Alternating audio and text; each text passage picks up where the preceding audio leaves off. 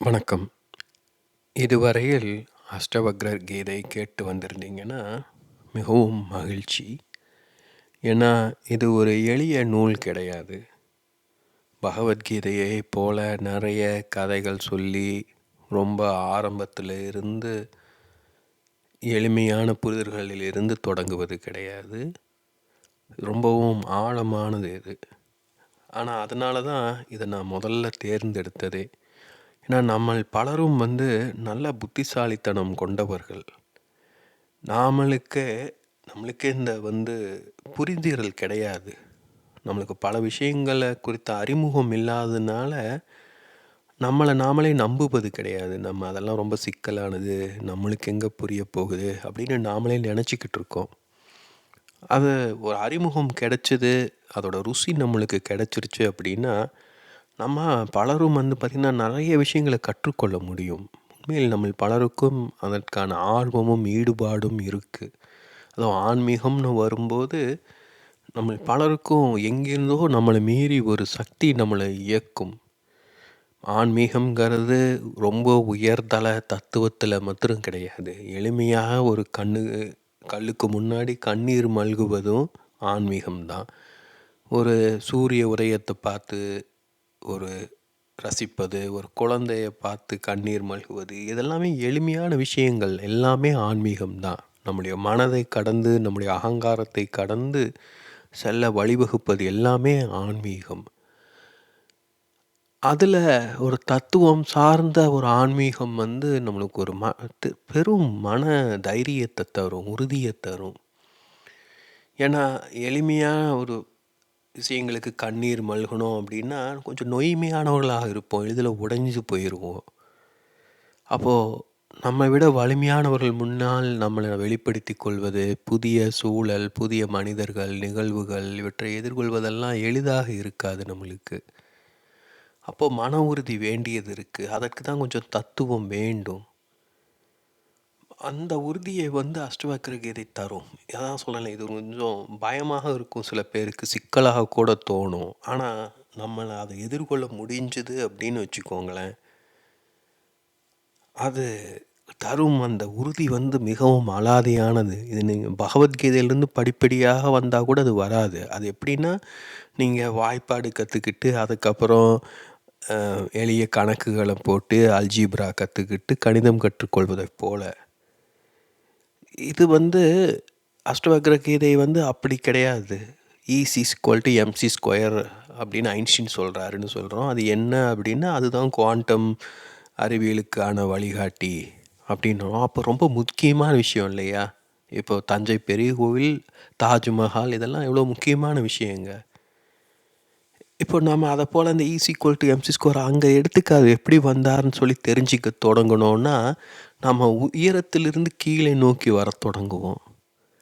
அப்போது வேறு விதமான விஷயங்களை நாம் புரிஞ்சிக்க தொடங்குவோம். இந்த புரிதல் ரொம்ப சுவாரஸ்யமாக இருக்கும். ஏன்னா இது நம்மளுடைய விருப்பத்தின் மூலமாக நாம் கற்றுக்கொள்வது.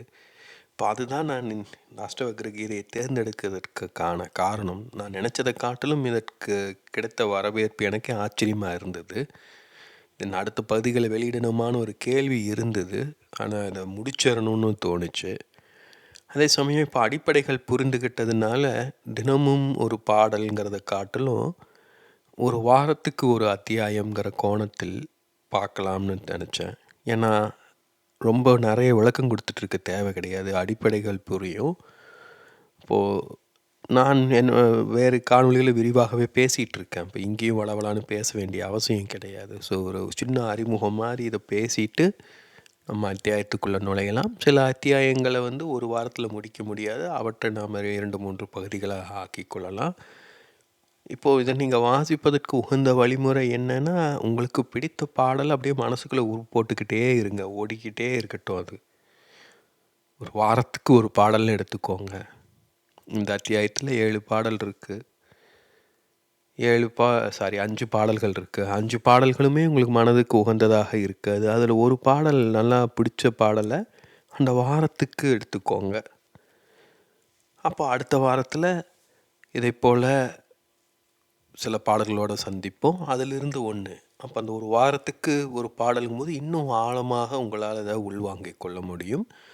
அந்த கோணத்தில் இது அஷ்டவக்ர கீதையோட ஒரு 2ஆம் பகுதின்னு வச்சுக்கலாம். இது இன்னும் கொஞ்சம் ஆழமாக உள்ளே செல்வதற்காக. ஜனகர் கூறினார், நான் இருக்கும் எல்லையற்ற பெரிய கடலில் லௌகீக கப்பல் மனதில் எழும் காற்றால் அங்கும் இங்கும் அலைகிறது. ஆனால் அதனால் நான் பொறுமை இழப்பதில்லை. ஆன்மீகத்தோட அடிப்படையே அதுதான். பொறுமை இழக்கக்கூடாது.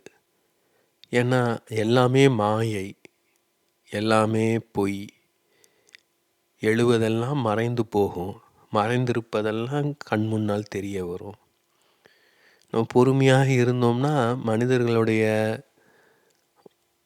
அவங்களுடைய குணாதிசயங்கள், முகமூடிகள் எல்லாம் மாறுவது நாம் பார்க்கலாம். ரொம்ப சுவாரஸ்யமாக இருக்கும் வாழ்க்கை.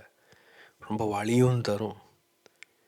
அதனால தான் நம்ம எதையுமே கவனிக்கிறது இல்லை. நாமளும் அந்த கூட்டத்தோட கூட்டமாக அசைவோட அசைவாக இருந்தோம்னா என்ன உணர முடியும்? அப்படியே ஜாலியாக இருக்கலான்னு நினைக்கிறோம். ஆனால் அப்படி கிடையாது. நம்ம எவ்வளவுக்களவு விலகி இருக்கோமோ அவ்வளவுக்களவு நுட்பமாக நம்மால் அவதானிக்க முடியும். யாதனின் யாதனின் நீங்கியான் நோதல் அதனின் அதனின் இளன். அதே சமயம் அதில் பொறுமையும் வேணும். அப்படியே பல்ல கடிச்சிக்கிட்டு காத்துக்கிட்டு இருக்கவும் முடியாது.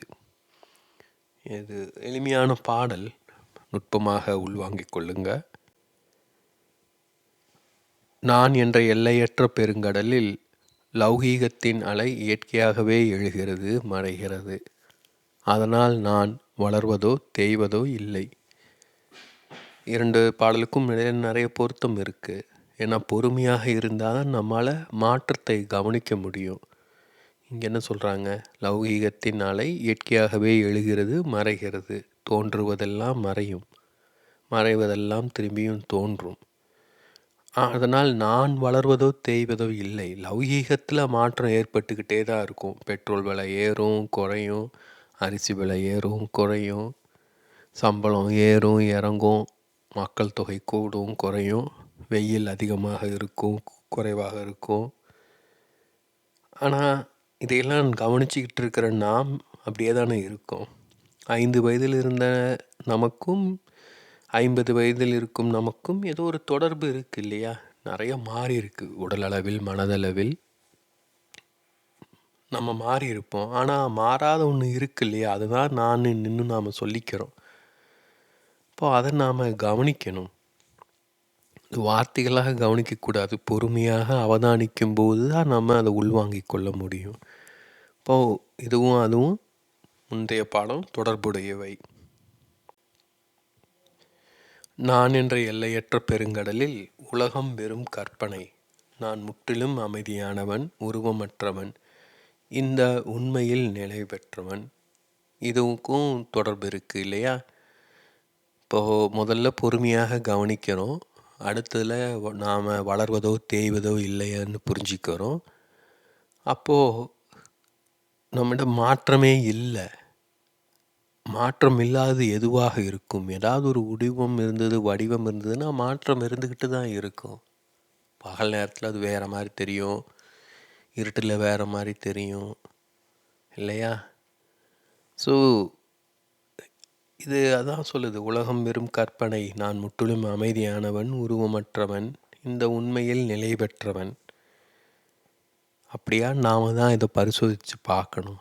பொறுமையாக அமைதியாக இருந்து அவதானித்து கொண்டே இருந்தால் ஒருவேளை நம்மால் இதை உணர முடியும்.